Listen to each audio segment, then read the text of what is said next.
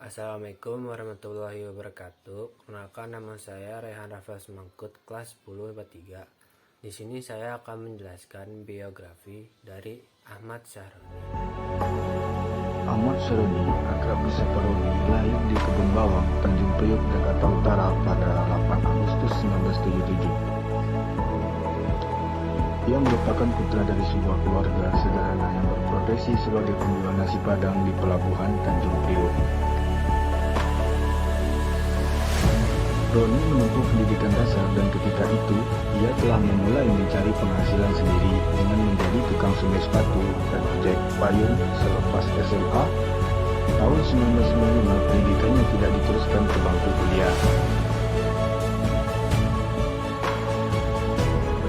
Awal karir Roni cukup memprihatinkan, di mana ia tinggal di daerah yang kumuh dan miskin, mulai mencari pekerjaan dari sekitar wilayah pelabuhan Tanjung Priok.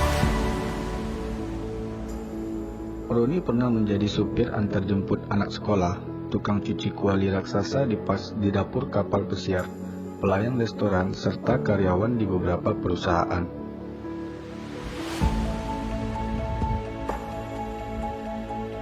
Ketika Roni menjadi karyawan, ia mendapat banyak pengalaman yang berguna, sebelum akhirnya ia mendirikan perusahaannya sendiri.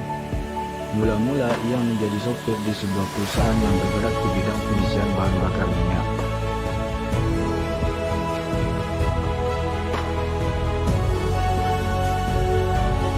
Ia merangkap mengerjakan administrasi dan pembayaran, serta pekerjaan-pekerjaan suruhan lainnya termasuk sebagai tukang angkat selang pengisi bahan bakar kapal. Setelah beberapa lama, ia semakin menguasai seluk-beluk bisnis tersebut dan jabatannya terus meningkat, sehingga menjadi kepala operasi manajer dan akhirnya direktur.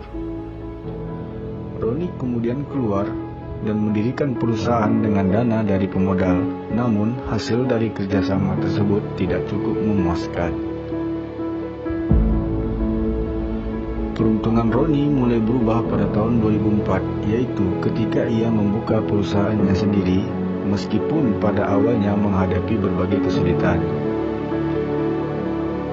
Ia kini adalah pemilik perusahaan PT Eka Samudra 5 dan PT Rwanda Satya Abadi, yang memiliki beberapa kapal tongkang pengangkat BBM. Berikut adalah video wawancara singkat Ahmad Syaroni.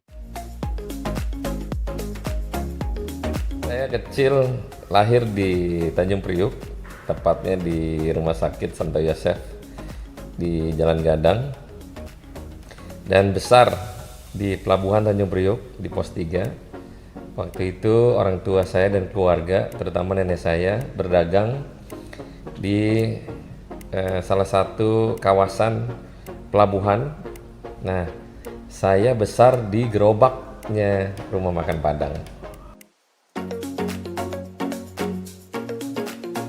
Mulainya dari supir, pertama supir di salah satu perusahaan ada di Priuk di Semper, terus hanya beberapa bulan, terus saya berkonflik dengan saya punya om, akhirnya saya tidak diperbolehkan kerja di kantor itu, terus saya supir di salah satu juga pengusaha minyak di Kelapa Gading, nyupirin anak sekolah yang sampai anak sekolahnya itu sudah nikah dan punya anak sampai hari ini. Nah, dari supir ke anak sekolah, saya beranjak ke kapal pesiar di Miami, Florida. Dulu perusahaannya namanya Celebrity Cruise Line. Nah, setelah itu saya kabur dari kapal, hijrah ke Atlanta. Kerja di Chinatown, ada 3-4 bulan. Setelah itu saya balik ke Jakarta, jadi supir lagi di perusahaan yang pertama, yang dulu saya pernah berkonflik dengan om saya. Nah, dari situlah saya berproses selama kerja. Kebetulan bos saya itu nggak bisa bawa mobil.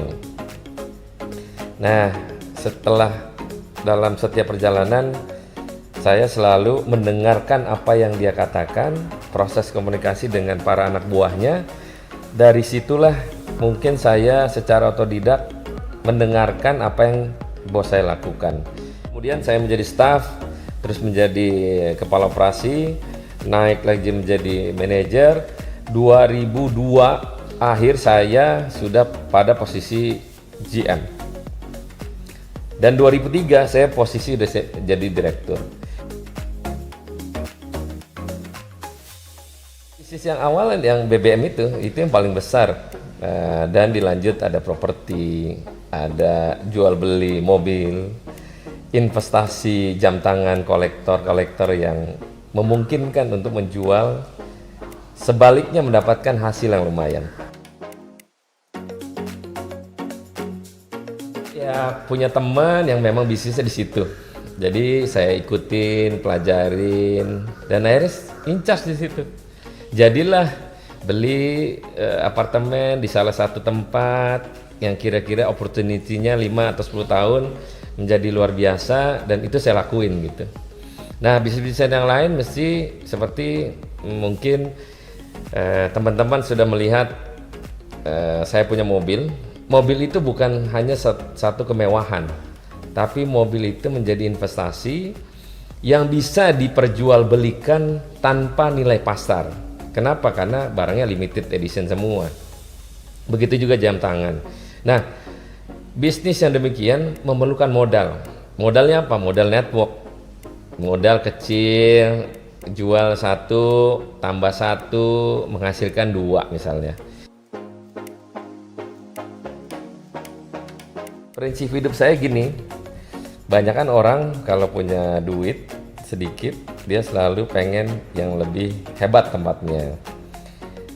Saya enggak, saya pengen menciptakan dengan moto jangan lupa kacang dengan kulitnya.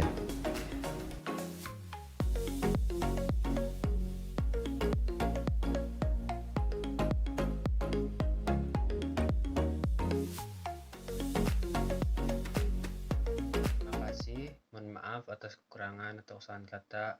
Assalamualaikum warahmatullahi wabarakatuh.